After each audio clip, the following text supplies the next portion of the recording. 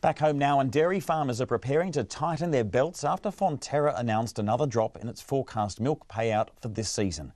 The co-operative is now forecasting a payout between $6.25 and $6.50 a kilogram of milk solids, which is down from $6.75. The country's largest company is blaming the drop on an increase in global production.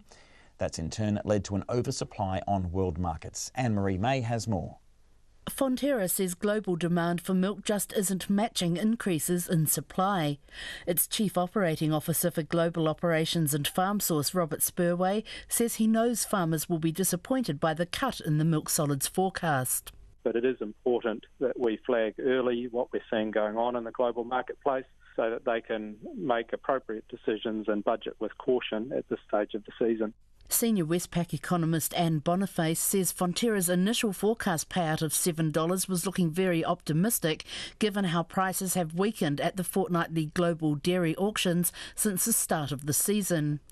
Farmers have a strong start to the season thanks to good weather and early calving, and that's seen Fonterra upgrade its milk collection forecast.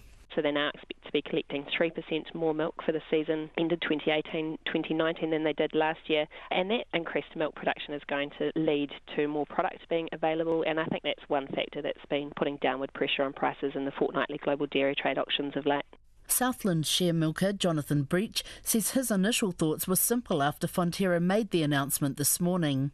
Well, it was disappointing, but I think the first thing I thought was, where can I trim things in the budget and what's going to miss out this year? So, yeah, that was my first thoughts.